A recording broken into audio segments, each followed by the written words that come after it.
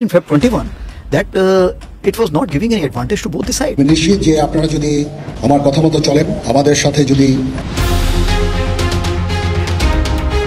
এদিকে ভারত এবং বাংলাদেশ সেনাপ্রধান এক হয়ে ডক্টর ইউনূসকে হুমকার দেয়। ক্ষমতার পালাবদল হয়ে দেশের পরিস্থিতিও খারাপের দিকে। লক্ষ লক্ষ কর্মী নামের রাজপথে পুলিশের ব্যারিকেড ভেঙে তারা তাণ্ডব করে। ডক্টর ইউনূস এখন কি করবেন? দেশের পরিস্থিতি কে স্বাভাবিক করবে? এ গলা ভারী দেশের সেনাপ্রধানের, একেবারে আবেগপ্রবণ হয়ে পড়লেন আর্মি চিফ।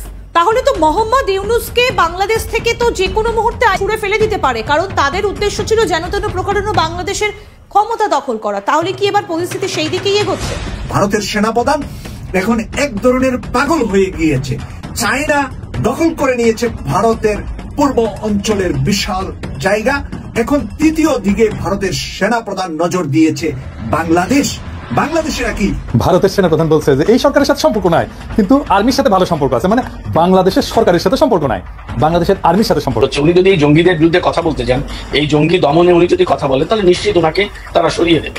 এটি অবশ্যই যে ওনাকে সরিয়ে তাদের পছন্দের সরকার আনবে।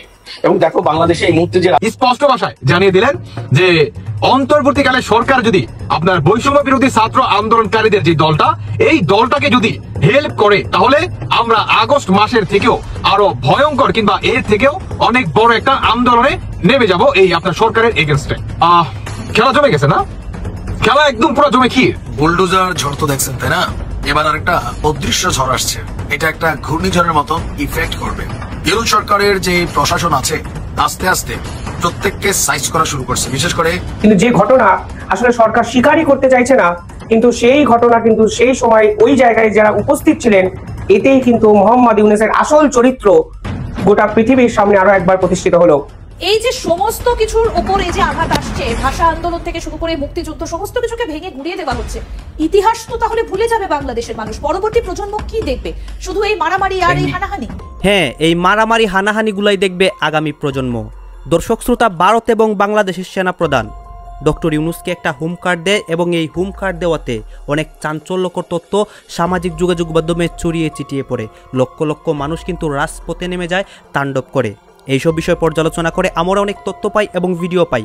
সব কিছুই আপনাদের সামনে এক এক করে ধারাবাহিকলি তুলে ধরবো। ভিডিওটা কিছুটা লং হবে, কিন্তু অনেক তথ্য জানতে পারবেন। সর্বশেষ এই বিষয়গুলোর কি হয়, মানে ভারতের সেনাপ্রধান যে হুমকারটা দিয়েছে এক প্রকার যুদ্ধের ডাক, এবং বাংলাদেশ সেনাপ্রধানও কিন্তু একটা পদক্ষেপ নেয়। এইটা সর্বশেষ কি, সব কিছু দেখতে পারবেন। আপনাদের মনে এই বিষয়গুলো নিয়ে যতগুলো প্রশ্ন রয়েছে, সকল প্রশ্নের উত্তর এই একটি ভিডিওতে পেয়ে যাবেন। আসুন দর্শক, আপনাদের জন্য আমি যেই নিউজগুলো রেডি করেছি সেগুলো আগে দেখে আসি এবং ভিডিও শেষে আমাদের গুরুত্বপূর্ণ মন্তব্যগুলো করি। এরই মধ্যে কয়েকটা ইম্পর্টেন্ট ক্লিপ দেখাবো, সেইগুলোও কিন্তু দেখে যাবেন। বুলডোজার ঝড় তো দেখছেন, তাই না? এবার আরেকটা অদৃশ্য ঝড় আসছে। এটা একটা ঘূর্ণিঝড়ের মতন ইফেক্ট করবে। ইউরোপ সরকারের যে প্রশাসন আছে আস্তে আস্তে প্রত্যেককে সাইজ করা শুরু করছে, বিশেষ করে আওয়ামী লীগ সরকারের আমলে যারা অতি গুরুত্বপূর্ণ পদগুলোকে হোল্ড করেছিলেন, যেমন ধরেন ডিসি, এসপি, সচিব, আরো বিভিন্ন যে কি পয়েন্টগুলো আছে, লাইক আইজিপি, আমাদের সেনাপ্রধান এখনো বাদ আছেন, আরো অনেকেই যারা বিভিন্ন জায়গাতে ছিলেন। ইভেন অনেকে অবসরপ্রাপ্ত হয়েছেন। ভাবছেন যে আমার তো আর বিপদ নাই, কিন্তু ভাই, বিপদ আপনার উপর ঘূর্ণিঝড় আকারে খুব শীঘ্রই অবতীর্ণ হতে যাচ্ছে। গতকালকে 22 জন ডিসির উপর যেই ঘূর্ণিঝড় গেছে, এবার প্রশাসনের খুবই শক্ত অবস্থানে থাকা যারা এসপিরা আছেন তাদের উপর ঝড় যাচ্ছে। পুলিশের ছোটখাটো পদে যারা ছিল তারা অনেকেই অভিশংসিত হয়েছে, চাকরি হারিয়েছে, বরখাস্ত হয়েছে। বাট এবার রাঘব বোয়ালদের ধরার ঘোষণায় দিয়েছে সরকার। 2018 সালে যে রাতের ভোট হয়েছে, সেই রাতের ভোটকে যারা সহযোগিতা করেছেন, এই সহযোগিতার প্রধান একটা কি পয়েন্ট ছিল আইন শৃঙ্খলা বাহিনীর যারা সর্বোচ্চ পদে ছিলেন, জেলা পর্যায়ে এসপি সাহেবরা। আজকে আমরা দেখলাম যে আপনার সরকারের পক্ষ থেকে বলা হয়েছে যে 2018 সালে নির্বাচনের সময় দায়িত্ব পালনকারী 64 জেলায় যে সকল পুলিশের এসপিরা ডিউটি পালন করেছেন তাদেরকে ওএসডি অথবা বাধ্যতামূলক অবসরে পাঠানো হবে। আর এই ঘোষণা কে দিয়েছেন? যুব এবং ক্রীড়া উপদেষ্টা আসিফ মাহমুদ। যেহেতু সরকারের সিদ্ধান্ত, তার মানে ডক্টর ইউনূস সরকারের একটা নতুন সিদ্ধান্ত। আর তিনি তার ফেসবুক পোস্টের মাধ্যমে বলেছেন যে 2018 সালে রাতের ভোটের নির্বাচনে 64 জেলার দায়িত্বে থাকা এসপিদের বাধ্যতামূলক অবসরে পাঠানো হচ্ছে। এর আগে 2018 সালে অনুষ্ঠিত একাদশ নির্বাচনের রিটার্নিং কর্মকর্তা হিসাবে দায়িত্ব পালন করা 33 জন ডিসিকে ওএসডি করেছে। আর আমরা যদি দেখি যে এরপর আসলে কাদের তালিকা আসতে যাচ্ছে, আমার মনে হয় এরপরে ধরেন যারা ইউএনও আছেন তাদের উপর একটা ঝড় আসতে যাচ্ছে, হতে পারে এরপরে এসপি যারা আছেন তাদের উপর ঝড় আসতে যাচ্ছে, থানার ওসি তাদের উপরে ঝড় আসতে পারে ধাপে ধাপে। কারণ কি, সরকার আস্তে আস্তে কন্ট্রোলিং নিচ্ছে। রাষ্ট্র ক্ষমতায় আসার পরে হুট করে যদি এসপিদেরকে বহিষ্কার করত তাহলে কি হতো, বিশৃঙ্খলা তৈরি হতো। এখন সরকার মোটামুটি এই প্রশাসনগুলোর উপরে একটা স্টেবিলিটি পেয়ে গেছে। সো আস্তে আস্তে যারা যারা সরকারের টার্গেটেড ব্যক্তি প্রত্যেককেই অভিশংসিত হবে। এর পাশাপাশি আরেকটা বিষয় আছে, যে সকল প্রশাসনিক এবং সরকারি কর্মকর্তারা অবসরপ্রাপ্ত হয়েছেন বা দুর্নীতি করছেন তাদেরকেও ধরা হবে। সুতরাং আর কারোর রক্ষা নাই, খেলা জমছে। এগুলাতে একটা পজিটিভ দৃষ্টিভঙ্গি কোনটা আছে, আমি মনে করি আগামী দিনে নির্বাচনে যারা দায়িত্ব পালন করবেন রাজনৈতিক সরকার কর্তৃক প্রভাবিত হয়ে পরবর্তী সরকার আসলে এই সিদ্ধান্তগুলা কন্টিনিউ হতে থাকবে। গত কিছুদিন বাংলাদেশ প্রসঙ্গে ভারতের এক ধরনের শান্ত মনোভাব দেখা যাচ্ছিল। তাই কারো কারো মনে হতে পারে ভারতকে অবশেষে বাংলাদেশের সাথে সম্পর্ক স্বাভাবিকীকরণের দিকে হাঁটছে। কিন্তু না, সম্প্রতি আরো দুটো ঘটনাকে আমি একত্র করে বলতে চাই যে তারা আবার নতুন করে মাঠে নামছে এবং তাদের খেলা, বাংলাদেশকে নিয়ে তাদের খেলার পরবর্তী পর্যায়টা কি হতে যাচ্ছে, সেটাই কি করতে যাচ্ছে তার একটা ধারণা আমরা পেতে পারি। এবং যে খেলা তারা খেলতে যাচ্ছে বলা বাহুল্য, সেটার প্রেক্ষাপট তৈরি করা হয়েছে বেশ অনেক দিন থেকেই। খেলা তারা জিতবে কিনা ইটস ডিফারেন্ট ডিবেট, কিন্তু তার খেলাটা যাতে আমরা বুঝতে পারি, পড়তে পারি, এবং তারা প্রকাশ্যেই এই মেসেজগুলো আসলে আমাদেরকে দিচ্ছে এবং এই মেসেজের ভিত্তিতে আমরা আসলে আমাদের করণীয় ঠিক করা উচিত। যদিও আমি বহুবার বলেছি, আমি আবার বলবো, যোগ করে দেখাবো, তাদের এই খেলার রসদ আসলে আমরা দেশের ভেতর থেকে অনেকে মিলে জুগিয়ে যাচ্ছি। দুটো ঘটনা, ভারতের পররাষ্ট্র মন্ত্রণালয়ের যিনি ব্রিফ করেন মিস্টার জয়সওয়াল, তিনি ব্রিফিং করেছেন। সেখানে আমাদের পররাষ্ট্র উপদেষ্টার সাথে ভারতের পররাষ্ট্র মন্ত্রীর যে বৈঠক, সেই প্রসঙ্গে সার্ক ইস্যু যখন এসছিল তখন তার ব্যাপারে কি কথা হয়েছে, মানে সার্কের পুনরুজ্জীবন নিয়ে কথা হয়েছিল। তখন ভারতের পররাষ্ট্রমন্ত্রী আমাদের পররাষ্ট্র উপদেষ্টাকে যা বলেছেন, তিনি তার মানে জয়সওয়ালের বক্তব্য অনুযায়ী ব্যাপারটা এইরকম: দক্ষিণ এশিয়ার সবাই জানে কোন দেশ ও তার কি ধরনের কর্মকাণ্ড সার্ককে কোণঠাসা করে রেখেছে। নিশ্চয় জানি এটা পাকিস্তানকে ইন্ডিকেট করা হয়েছে। তৌহিদ হোসেনকে জয়শঙ্কর এই কথাও বলেছেন, সন্ত্রাসবাদের স্বাভাবিকীকরণ করাটা বাংলাদেশের উচিত নয়। এই বাক্যটা আমরা খুব মন দিয়ে খেয়াল করি, সন্ত্রাসবাদের স্বাভাবিকীকরণ করাটা বাংলাদেশের উচিত নয়।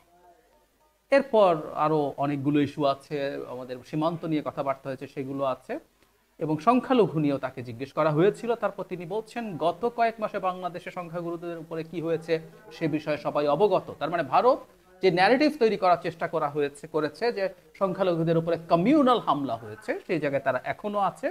তারপর তিনি বলছেন সংখ্যালঘুদের নিরাপত্তা নিয়ে ভারতের উদ্বেগ বারবার প্রকাশ করা হয়েছে। তিনি বলেন সম্প্রতি ওয়াশিংটনে যুক্তরাষ্ট্রের প্রেসিডেন্ট ডোনাল্ড ট্রাম্পের সঙ্গে বৈঠকেও ভারতের প্রধানমন্ত্রী নরেন্দ্র মোদী ওই প্রসঙ্গ উত্থাপন করেন। যুক্তরাষ্ট্রকে ওই বিষয়ে ভারতের উদ্বেগের কথা জানানো হয়েছে। তার মানে সেই ইস্যুটা তো আছেই। এবার আরেকটা পয়েন্ট একটু যোগ করব, এটার হেডলাইন হচ্ছে এরকম: বাংলাদেশে পাকিস্তানের সেনা গোয়েন্দা আছে দাবি ভারতীয় সেনা প্রধানের। আমরা মনে করতে পারবো কিছুদিন আগে ভারতের সেনা প্রধানরা সাধারণত এভাবে কথা বলেন না, কিন্তু বাংলাদেশ ইস্যুতে তিনি কথা বলার প্রসঙ্গে বলছিলেন বাংলাদেশের সাথে সম্পর্ক স্বাভাবিকীকরণ হতে পারে শুধুমাত্র একটা নির্বাচিত সরকার আসার পর। ভারতের সেনা প্রধানরা আরেকটা দেশের পররাষ্ট্রনীতি, তার অভ্যন্তরীণ রাজনীতি, সেই দেশের সাথে পররাষ্ট্র সম্পর্ক, এভাবে কথা খুবই নজিরবিহীন। কিন্তু তিনি বলেছেন, এবার তিনি আবার বলছেন, তিনি যা বলছেন তিনি, তার কাছে সব প্রশ্নের উত্তরে কি বলছেন সেটা বলি। প্রশ্নটা ছিল, সম্প্রতি ভারতের সীমান্তবর্তী ও চিকেন নেক স্পর্শকাতর অঞ্চলে পাকিস্তানি সেনা ও গোয়েন্দারা গিয়েছিলেন, এ নিয়ে তিনি উদ্বিগ্ন কিনা। মানে তিনি জনাব উপেন্দ্র মিনিস্ট্রি চিফ তিনি বলেন, আমি একটি আলাদা দেশের ক্ষেত্রে সন্ত্রাসবাদের কেন্দ্রটি ব্যবহার করেছি, কেন্দ্র শব্দ, যেটা পাকিস্তানের ক্ষেত্রে। যদি ওই দেশের মানুষরা অন্য কোনো স্থানে যায় এবং সেটি আমাদের প্রতিবেশী হয় এবং বিষয়টির সঙ্গে আমরা সংশ্লিষ্ট থাকি, তাহলে আমি এই নিয়ে উদ্বিগ্ন হব। ভারতীয় সেনাপ্রধান বলেন, বাংলাদেশের মাটি ব্যবহার করে পাকিস্তান যেন সন্ত্রাসী না পাঠাতে পারে সেটি চাওয়া থাকবে। তিনি বলছেন ওই মাটি ব্যবহার করে তারা যেন ভারতের সন্ত্রাসবাদী পাঠাতে না পারে। বাংলাদেশের সম্পর্ক ভালো আছে ইত্যাদি ইত্যাদি বলেছে। তারপর তিনি বলছেন সামরিক দিক থেকে আমাদের সম্পর্ক বেশ শক্তিশালী, আদান প্রদান করতে পারে, এসব কথা বলছেন। এবং শুরুতে তিনি বলেছেন এই রকম, বাংলাদেশে আইএসআইয়ের সেনা সদস্যরা এসেছেন বলে তিনি দাবি করছেন, এমনকি এই সেনা ও গোয়েন্দারা বাংলাদেশ ভারত সীমান্তবর্তী শিলিগুড়ি করিডোরের কাছে গিয়েছিলেন বলেও দাবি তার। মানে ভয়ঙ্কর অভিযোগ। তাহলে আমরা খেয়াল করি, বাংলাদেশে প্রসঙ্গে পাকিস্তানকে এনে, সার্ক প্রসঙ্গে এনে পাকিস্তানকে এনে ভারতের যিনি পররাষ্ট্র মন্ত্রণালয়ে ব্রিফ করেন তিনি জানাচ্ছেন, তিনি বলছেন বাংলাদেশে সন্ত্রাসবাদকে স্বাভাবিকীকরণ যেন করে না ফেলে। এটা পাকিস্তানকে অ্যাকিউজ করেছেন এবং সার্ক ইনএফেক্টিভ হওয়ার পেছনে তারা পাকিস্তানের সন্ত্রাসবাদকে দায়ী করেন। 2016 সালে পাকিস্তানের কোনো একটা জায়গায়, আমি উরি বোধ হয় এরকম, সেখানে একটা সন্ত্রাসবাদী হামলার পর তারা পাকিস্তানকে অ্যাকিউজ করে সার্ককে ইনঅ্যাক্টিভ করে ফেলেছে। এখন এবার একটু আসি আমরা যে সামনে বাংলাদেশের ঝুঁকি কি, কিন্তু সম্প্রতি এটার সাথে জুড়ে দেব, যারা মোদি এবং ডোনাল্ড ট্রাম্পের যে বৈঠক হলো কয়েকদিন আগে আমেরিকাতে, সে তারপর যে ব্রিফিং হয়েছে এবং জয়েন্ট যে কমিউনিকে হয়েছে, সেখানে মানে ক্রস বর্ডার যে টেরোরিজম, মানে পাকিস্তানকে ইন্ডিকেট করে বলা হচ্ছে সেটা যেন পাকিস্তান বন্ধ করে। নট অনলি দ্যাট, মুম্বাই হামলা যে হয়েছিল, মুম্বাই অ্যাটাকের একজন আসামি আমেরিকায় ছিলেন, তাকে ভারতের হাতে হস্তান্তর করা হয়েছে, সেটার বিচার জয়েন্ট কমিউনিকেতে চাওয়া হয়েছে এবং ওটার সাথে পাঠানকোট যে হামলা হয়েছিল সে দুটো। তার মানে পাকিস্তান একটা সন্ত্রাসবাদী দেশ, পাকিস্তান সন্ত্রাসবাদ উস্কে দেয়, এই ধরনের আলাপ এনে তারা দুটো দেশ এগুলো বন্ধ করার দাবি করছে এবং এগুলো একসাথে ফাইট করার কথা বলছে। তার মানে পাকিস্তান একটা সন্ত্রাসবাদী দেশ, পাকিস্তানে ইসলামিক এক্সট্রিমিজম আছে এবং সেই রিলেটেড টেরোরিজম আছে, সেটা এখন ভারতের পররাষ্ট্র মন্ত্রী আমাদের পররাষ্ট্র উপদেষ্টাকে জানাচ্ছেন যে বাংলাদেশে যেন এটা স্বাভাবিকীকরণ না করে ফেলে। আবার বাংলাদেশের মাটিতে পাকিস্তানের গোয়েন্দারা আছেন, সেনা গোয়েন্দারা আছেন, এমনকি তারা ভারতের চিকেন নেকের কাছাকাছি পর্যন্ত পৌঁছে গেছেন, এরকম দাবি করছেন ভারতের সেনাপ্রধান। এবার আশা করি খেলার পরবর্তী পর্যায়টা আমাদের কাছে স্পষ্ট হয়েছে।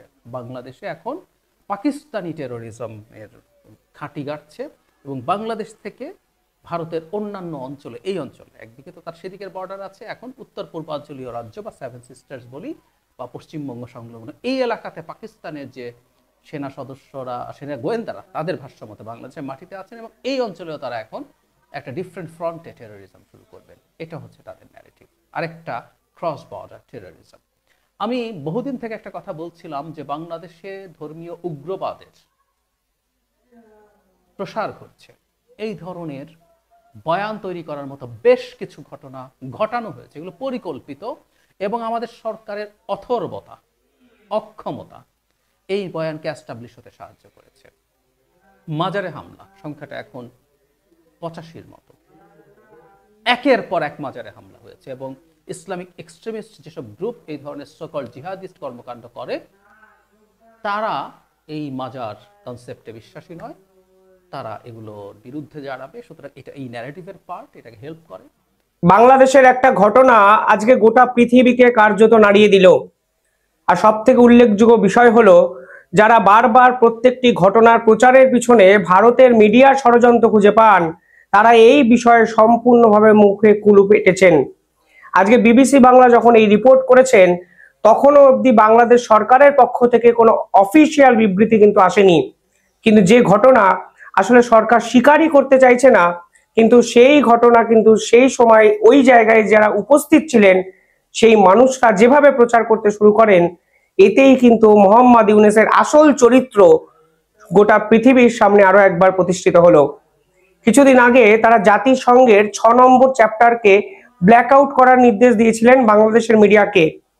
আমি সকলের আগে বলেছিলাম ওই জাতিসংঘের 6 নম্বর চ্যাপ্টারে পার্টিকুলারলি মোহাম্মদ ইউনূসের পরবর্তী সময় বাংলাদেশের নারীদের প্রতি যেরকম অত্যাচার হয়েছে সে ঘটনাই কিন্তু তুলে ধরা হয়েছিল, কিন্তু বাংলাদেশের কোনো মিডিয়া সেই জাতিসংঘের 6 নম্বর এপিসোড বা এই চ্যাপ্টার কিন্তু প্রচারই করেননি। সে সময় সেই রিপোর্টে বলা ছিল 15ই আগস্টের মানে 5ই আগস্ট থেকে 15ই আগস্টের সময়কালে যখন অন্তর্বর্তীকালীন সরকার বাংলাদেশে দায়িত্ব নিয়েছিলেন তখন একাধিক নারীরা বিভিন্ন থানায় যান এবং তারা গিয়ে অফিসিয়ালি বলেন যে বিভিন্ন সময় নারীদের স্তন এবং গোপনাঙ্গে টাচ করা হচ্ছে ইচ্ছা করে, এবং যদি এটা করতে না দেওয়া হয় তাহলে এদেরকে ভীত সন্ত্রস্ত করে তাদের উপর আরো পাশবিক নির্যাতন এবং অত্যাচার অবধি করা হয়েছে। কিন্তু বাংলাদেশের এই সরকারের পুলিশ কোনো ক্ষেত্রে সেই নারীদের কিন্তু কেস ফাইলই করেনি। জাতিসংঘের 6 নম্বর চ্যাপ্টারে এই সম্পূর্ণ বিবরণ দিয়ে একটি সাক্ষী মানে একজন সাক্ষী নারী এই ঘটনা কিন্তু ইউনেস্কোকে জানিয়েছিলেন। তারপরেই কিন্তু তারা এই ধরনের 6 নম্বর রিপোর্ট মোহাম্মদ ইউনূসের আসল চরিত্র আন্তর্জাতিক স্তরে কিন্তু প্রকাশ করে দেয়। যদিও বাংলাদেশের মিডিয়া সম্পূর্ণভাবে সেই 6 নম্বর রিপোর্ট নিয়ে মুখে কুলু পেটেছেন। আমাদের মতো 1-2 হয়তো সেই রিপোর্ট প্রকাশ্যে এনেছেন, কিন্তু বিশ্বাস করুন যেদিন থেকে আমি এই খবর প্রকাশ করেছি ঠিক তার পরদিন থেকে মোহাম্মদ ইউনূসের পোষা কিছু চেলা চামুন্ডারা আমাদের চ্যানেলকে এমন একটা খারাপ জায়গায় পৌঁছে দিয়েছে যে আমাদের ভিডিও আপনাদের কাছ অব্দি আর পৌঁছাচ্ছে না। যদিও ইন্ডিপেন্ডেন্ট স্বাধীন মিডিয়া চিরকাল যেমন কথা বলেছে, ভবিষ্যতেও এই মোহাম্মদ ইউনূসের আসল চরিত্রগুলোর মুখোশ উন্মোচন করার জন্য এর পরেও কথা বলবে। কতজন দেখছেন বা কারোর কাছে আমাদের ভিডিও পৌঁছাচ্ছে না এটা দিনের শেষে খারাপ লাগা সৃষ্টি হলেও আমার কাছে অনেক বেশি স্যাটিসফাইড যে আমি মোহাম্মদ ইউনূসের এই আসল চরিত্র, এই নগ্নতা, এই ষড়যন্ত্র, এই বর্বরতা এবং সর্বোপরি এই মোহাম্মদ ইউনূসের ভালো মানুষের যে চরিত্রবান একটা মুখোশ তা আমি টেনে হিচড়ে প্রতিনিয়ত আপনাদের সামনে উন্মোচন করছি। কালকে বিবিসি বাংলা একটি রিপোর্ট আমি একটু আপনাদের দেখাতে চাই। একজন যাত্রী বলছেন, আপনি হেডিংটা দেখুন, তারা বলছেন চিৎকারের আওয়াজ পাচ্ছিলাম, কিছুই করার ছিল না। বাসে যে ঘটনা হয়েছে সেই ঘটনা নিয়ে একজন যাত্রী স্টেটমেন্ট দিয়েছেন অফিসিয়ালি। কি হয়েছে ঘটনা? ঘটনা হলো মোহাম্মদ ইউনূসের এই বাংলাদেশের আইন শৃঙ্খলার অবস্থা এতটাই শোচনীয় যা সরকার দিনের পর দিন তারা নিজেরাই প্রমোট করেন। এই সরকারের আমলে একটি বাস রাজশাহীতে যাচ্ছিল, পার্টিকুলার একটি জায়গা থেকে রাজশাহী যখন যাচ্ছিল তখন অন্ধকারের মধ্যে একদল ডাকাত সেই বাসে উঠে পড়ে। সেই বাসে উঠে তারা শুধু ডাকাতি করেছে এরকম নয়, তারা বেছে বেছে মহিলাদের পিছনের সিটে নিয়ে গিয়ে তাদের উপর পাশবিক নির্যাতন এবং অত্যাচার করেছে। আমি কিছু শব্দ এই ভিডিওতে বলতে পারছি না কারণ ইউটিউবের কিছু নির্দিষ্ট পলিসি এবং গাইডলাইন আছে, কিন্তু এই হেডিং আপনারা দেখে বুঝতে পারছেন একটা দেশের আইন শৃঙ্খলার অবস্থা কতটা শোচনীয় জায়গায় পৌঁছে গেলে এই রকম খুল্লাম খুল্লা ডাকাতি, নির্যাতন, এরকম খুল্লাম খুল্লা আইনকে হাতে নিয়ে সরকারকে বুড়ো আঙ্গুল দেখিয়ে সাধারণ মানুষের উপর এই ধরনের ব্যবহার একটা রাষ্ট্র করতে পারে। এটি একটি স্টেট স্পন্সর্ড ক্রিমিনাল অফেন্স বলে আমার অন্তত এই রিপোর্ট পড়ে মনে হচ্ছে। আর বাংলাদেশের মিডিয়া এই খবর আজ অবধি, আজকে দুপুর অবধি একটা লাইনও সে অর্থে প্রচার করেনি। যখন এই ঘটনা সোশ্যাল মিডিয়াতে আমাদের সামনে এসছে, যখন আমরা এই ঘটনা নিয়ে সরব হব বুঝতে পেরে গেছে, তখন কিছু পোর্টাল 1-2 লাইন এখানে লিখে দায়সারা বিভিন্ন কাজকর্ম করেছেন। পুলিশ কি বলেছেন? পুলিশ বলেছে এই ধরনের অত্যাচারের কোনো কথা কেউ বলেনি, অথচ যাত্রীরা একের পর এক পোর্টালে বলেছেন আমরা কিছুই করতে পারছিলাম না, কিন্তু আমরা বুঝতে পারছিলাম সেই ডাকাত দল বেছে বেছে বিভিন্ন মহিলাদের উপর পিছনের সিটে নিয়ে গিয়ে পাশবিক নির্যাতন চালাচ্ছেন। ফেসবুকে একটা লেখা আমি দেখলাম, যদিও সত্য কি বা মিথ্যা আমি জানি না, যাদের উপর এই অত্যাচার চালানো হয়েছে তারা নাকি হিন্দু ধর্মাবলম্বী মহিলা। আমি এই কথার যেহেতু অফিসিয়াল সোর্স কিছু পাইনি তা আমি শিওর হলাম না এই ভিডিওতে, কারণ আমি অফিসিয়াল সোর্স ছাড়া কোনো বক্তব্যই আপনাদের সামনে নিয়ে আসি না। যারা এই ভিডিও দেখছেন তারা হয়তো কমেন্টে জানাতে পারবেন এর আসল সত্যটা কতটা। কিন্তু সব থেকে ভয়ঙ্কর কি বিষয়? ভয়ঙ্কর হলো সরকার এই সম্পূর্ণ ঘটনাটাকে অস্বীকার করছে। এই ঘটনা ঘটেছে 3 দিন আগে। বাংলাদেশের মিডিয়া চাইলে তৎক্ষণাৎ এ বিষয়ে রিপোর্ট করতে পারতেন, কিন্তু সবকিছু জেনে শুনে বাংলাদেশের মিডিয়া এই সম্পূর্ণ ঘটনাটাকে চেপে যান এবং তারা এই সম্পূর্ণ বিষয়ে আলোকপাত না করে ভারত বিরোধী বিভিন্ন খবর প্রচার করতে শুরু করে দেন।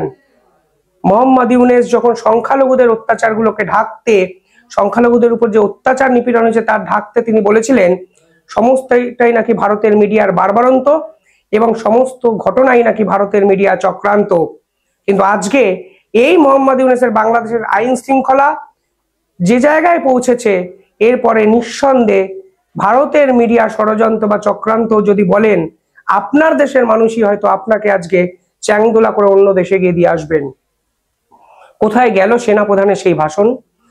তিনি নতুন বাংলাদেশ গড়ার স্বপ্ন দেখিয়েছিলেন। শেখ হাসিনাকে ষড়যন্ত্র করে ভারতবর্ষে পাঠাতে তিনি বাধ্য করেছেন। দিনের পর দিন আইন শৃঙ্খলা নিয়ে খেলতে শুরু করেছেন এই সেনাপ্রধান। কখনো সংখ্যালঘুদের উপর অত্যাচার, কখনো বস্ত্রশিল্পীদের উপর লাঠিচার্জ, গুলিছোড়া, কখনো চট্টগ্রামের চাকমা সম্প্রদায়ের উপর বিভিন্ন ক্ষেত্রে প্রহার। একের পর এক ঘটনায় এই সেনাপ্রধান এবং সেনাপ্রধানের আইন শৃঙ্খলা বাহিনী দিনের পর দিন বাংলাদেশের যে ভাবমূর্তি বা সম্মান মানুষের সামনে সম্পূর্ণভাবে মাটিতে মিশিয়ে দিচ্ছেন। কোথায় সেই আইন উপদেষ্টা যিনি আবার শেখ হাসিনাকে ফিরিয়ে নেওয়ার জন্য রেড অ্যালার্ট বা রেড নোটিশ নাকি সব জারি ফারি করেছেন শুনেছিলাম? আইন উপদেষ্টা এই বিষয়ে একটা শব্দও কিন্তু এখন অব্দি বলেননি, না বলেছেন বাংলাদেশ সরকারের কেউ। আরো উল্লেখযোগ্য বিষয় কি জানেন?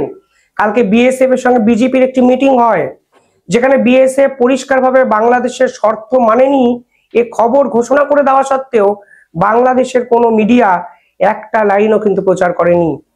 কালকে বাংলাদেশের প্রধান সেনাবাহিনীর অন্যতম কর্তা কি বলেছেন সংখ্যালঘু ইস্যুতে? তারা বলেছেন ভারতবর্ষের যে সরকার আছে তারা নাকি অনুপ্রবেশ ইস্যুতে মিথ্যে ভয় পাচ্ছে। এই ব্যক্তির নাম মহাপরিচালক মেজর জেনারেল মোহাম্মদ আশরাফউদ্দিন সিদ্দিকী।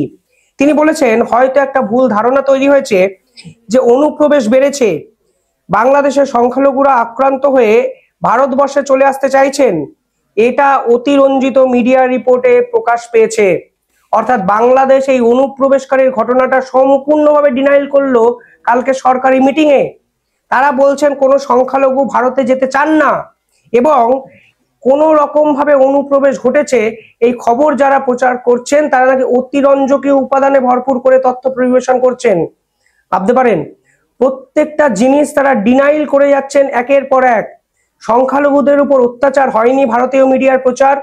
অনুপ্রবেশকারী বাড়েনি, সেটা ভারতীয় মিডিয়ার প্রচার। বাসে এই ধরনের ঘটনা হয়নি, ডাকাতি হয়নি, চলন্ত বাসে এই ধরনের অত্যাচার হয়নি, সেটাও নাকি মিডিয়ার প্রচার। সব মিলিয়ে এ দেশ চলছে না সার্কাস চলছে, সেটাই তো একটা সব থেকে বড় প্রশ্ন। পাশাপাশি ইনি আবার কি বলেছেন? ইনি বলেছেন অনুপ্রবেশ মোটেই বাড়েনি, বাংলাদেশের সংখ্যালঘুদের মধ্যে আক্রান্ত হওয়ার একটা ভয় ছিল, কিন্তু আমরা তাদের সেই ভয় ভাঙিয়েছি। আমরা তাদের বুঝিয়েছি দেশ ছাড়ার কোনো প্রয়োজন নেই। কিভাবে ভয় ভাঙিয়েছেন? চিন্ময় প্রভুকে জেলে ঢুকে আপনারা এই ভয় তাদের নাকি ছাড়িয়ে দিয়েছেন। শুনুন, ভয়ে এবং সম্ভ্রমে কোনো জিনিস মেনে নেওয়ার মধ্যে কিন্তু বিস্তর পার্থক্য আছে।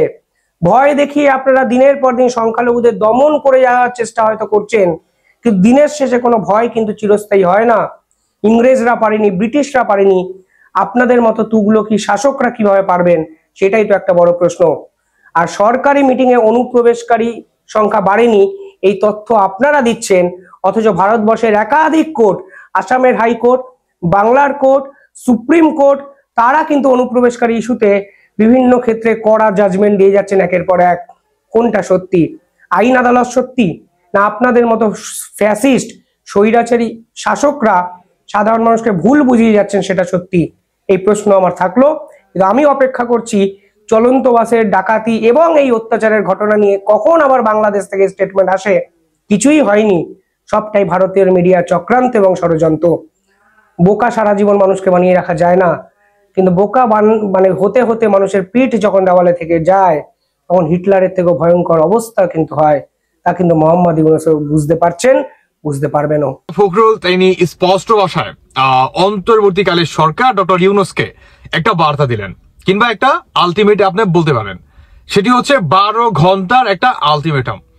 12 ঘন্টার ভিতরে আপনার ডক্টর ইউনূসের যে রায়, সে রায় থেকে কি ফিরে আসতে হবে। কেন ফিরে আসতে হবে? এবং এই অন্তর্বর্তীকালে সরকার হঠাৎ করে তিনি কি রায় দিলেন, আর আপনার এই কি বলে মির্জা ফখরুল সাহেব তিনি বা এই 12 ঘন্টার আলটিমেটাম তিনি কেন দিলেন? দর্শক বন্ধুরা, আপনারা অনেকে জানেন, আমি গতকালকে একটা ভিডিওতে বলছিলাম যে অন্তর্বর্তীকালে সরকার কি আপনার সমন্বয়কদের হেল্প করতেছে রাজনীতিতে। তারা যে দল গঠিত করতেছে সেই দলকে কি হেল্প করতেছে, যতটুকু আপনার হেল্প দরকার। এই বর্তমান এই আপনার মির্জা ফখরুল সাহেব ডক্টর ইউনূসকে স্পষ্ট ভাষায় জানিয়ে দিলেন যে অন্তর্বর্তীকালে সরকার যদি আপনার বৈষম্য বিরোধী ছাত্র আন্দোলনকারীদের যে দলটা, এই দলটাকে যদি হেল্প করে তাহলে আমরা আগস্ট মাসের থেকেও আরো ভয়ঙ্কর কিংবা এর থেকেও অনেক বড় একটা আন্দোলনে নেমে যাব এই আপনার সরকারের এগেনস্টে। অন্যদিকে এই বৈষম্য বিরোধী যে ছাত্র আন্দোলনকারী যে দলটা আছে এই দলটাকেও আমরা নিষিদ্ধ করব, কিংবা এই দলকে আমরা রাজনীতিতে করতে দিব না। যদি তারা নিরপেক্ষভাবে আপনার রাজনীতিতে আসতে চায় তাহলে ওয়েলকাম, আর যদি এই সরকারের সহায়তায় কিংবা এই সরকার যদি এদেরকে সহযোগিতা করে তাহলে এই ইলেকশন আমরা মেনে নিব না, কিংবা এই সরকারের অধীনে কোনো নির্বাচন গ্রহণযোগ্য হবে না। খেলা জমে গেছে না? খেলা একদম পুরো জমে ক্ষীর।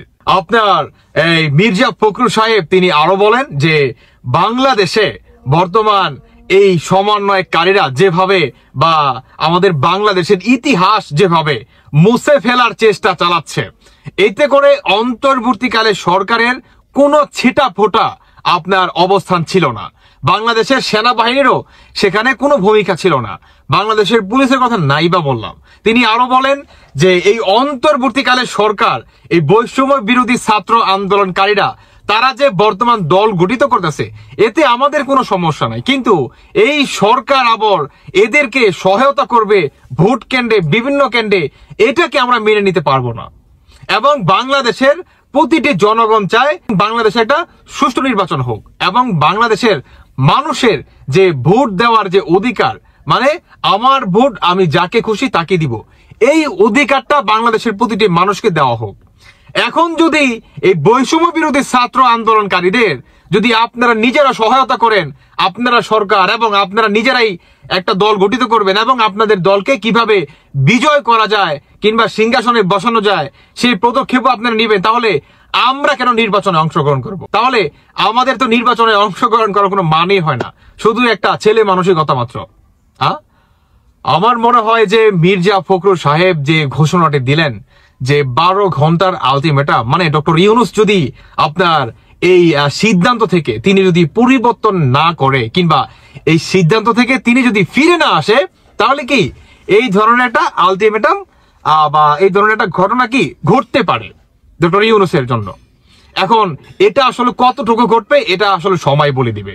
তবে আমি মনে করি যে বাংলাদেশের মানুষ আর যাই হোক বুকা চৌধুরী না, এই আর যাই হোক এই সমন্বয়করা একটা মেম্বার হওয়ারও ভাই যোগ্যতা রাখে না, এটা আমি পার্সোনালি মনে করি।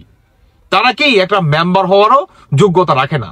আর এই সরকারের অধীনে যদি আপনার নির্বাচন হয় এবং এই সরকার যদি সেই সিদ্ধান্ত থেকে যদি আপনার সরে না আসে এবং নিরপেক্ষভাবে যদি নির্বাচনের আয়োজন না করা হয়, তাহলে বাংলাদেশের সুষ্ঠু নির্বাচন তো দূরে থাক, আপনার গণতান্ত্রিক কখনো ফিরে আসবে না। এবং বাংলাদেশের যে সার্বভৌমত্ব বা বাঙালির যে ভাষা, বাংলা একটা কথা আছে যে আমার ঘর ভাঙে যেবা আমি বাঁধি তার ঘর, কিন্তু প্র্যাকটিক্যালি বিষয়টা কিন্তু তা না। আমার ঘরের দিকে কেউ তাকাইলেই আমি তার চোখ মোটামুটি অন্ধ করে দেওয়ারই আমরা প্ল্যান করি বর্তমান পরিস্থিতি, বর্তমান জমানায়। তো এই জমানায় বাংলাদেশ জামাত ইসলামের সাথে গেল 15 বছর যাবত যা হয়েছে, যৌক্তিক অযৌক্তিক যাই হয়েছে, এটার ঝাল কি জামাত নেবে না? হারে হারে নেবে, এটা 100%। বিশেষ করে আমাদের ভিডিওগুলোর কমেন্টেই যারা আমাদের জামাতের নেতাকর্মীরা আছেন তাদের কমেন্ট দেখলে আমরা বুঝি যে ভেতরে থাকা যে চাপা ক্ষোভটা কোন লেভেলের।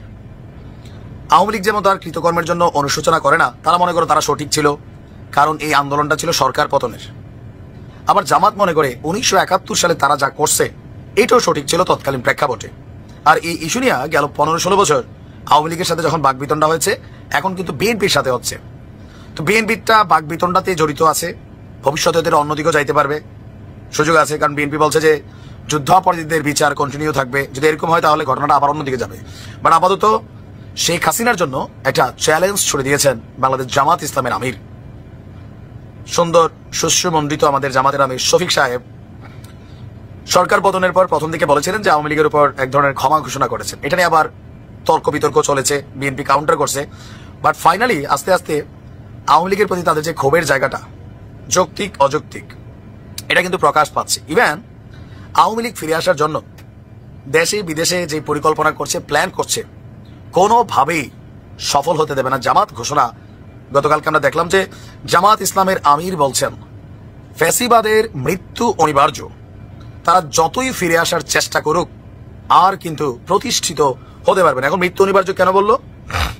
গেল এই 6 মাসে আন্তর্জাতিক অপরাধ ট্রাইব্যুনালে শেখ হাসিনা সহ আওয়ামী লীগের যে সকল নেতাকর্মীদের বিরুদ্ধে মামলা হয়েছে, সেখানে যে রায় হয়েছে কিছু কিছু জায়গায়, এমনকি এই মামলাগুলোর যদি কন্টিনিউ বিচার হতে থাকে তাহলে শেখ হাসিনার ফাঁসি হবে নিশ্চিত, সাথে আওয়ামী লীগের অনেক নেতাকর্মীর। আবার এই ট্রাইব্যুনাল কিন্তু আওয়ামী লীগ সরকারের আমলেই গঠন করা হয়েছে। তো ওই ট্রাইব্যুনালেই শেখ হাসিনার ফাঁসি নিশ্চিত করতে চায় জামাতের নেতাকর্মীরা। শফিক সাহেব আপনার বিভিন্ন বক্তব্যের একটা জায়গাতে এসে তিনি মানে 21শে ফেব্রুয়ারি উপলক্ষে যে বক্তব্য দিচ্ছিলেন সেখানে স্পষ্টতে বলছিলেন যে ফেসিবাদীরা আবার বাংলাদেশে পুনঃপ্রতিষ্ঠিত হওয়ার জন্য যেই পরিকল্পনা করছে সেই চেষ্টা যে কোনো মূল্যে প্রতিহত করবে বাংলাদেশ জামাত ইসলাম। তারা কোনোভাবেই ফেসিবাদী শক্তিকে বাংলাদেশে আর রাজনীতি করতে দেবে না। এই কথাগুলো হচ্ছে জামাতের বিভিন্ন স্তরের যারা নেতাকর্মী আছেন। কারণ ওই যে বললাম, প্রত্যেকের অন্তরে ক্ষোভ হচ্ছে মাওলানা দেলোয়ার হোসেন সাঈদী সহ বাকি যাদের ফাঁসি হয়েছে, যাবজ্জীবন হয়েছে, প্রত্যেকটা মৃত্যুর বদলা কিন্তু জামাত নেবে। এমনকি সেটা আইনের মাধ্যমে নেবে, যে আইনের মাধ্যমে শেখ হাসিনা তাদের ফাঁসি দিয়েছেন। এখন যখন আমরা বিভিন্ন জায়গা থেকে দেখছি যে আওয়ামী লীগ পুনঃপ্রতিষ্ঠিত হওয়ার জন্য চেষ্টা করছে, নানান প্ল্যান পরিকল্পনা করছে, হুঁশিয়ারি দেওয়া হয়েছে বাংলার জমিনে আওয়ামী লীগের রাজনীতি করতে দিবে না। তবে এটাকে আসলে সম্ভব হবে? হবে না। কেন? জামাতই তো তার উদাহরণ। জামাতকে নস্যাৎ করার জন্য বা শেষ করার জন্য আওয়ামী লীগ কত চেষ্টা করছে না? করছে তো, পারছে? পারে নাই। এখন জামাত কতটুকু সফল হবে? কারণ বাংলাদেশের রাজনীতিতে জামাতের তুলনায় আওয়ামী লীগের সমর্থন মিনিমাম লেভেলে 5 গুণ। তো এই শক্তিটাকে একবার নির্মূল করা, রাজনীতির মাঠে পুনঃপ্রতিষ্ঠিত হতে না দেওয়া আদৌ কি সম্ভব হবে?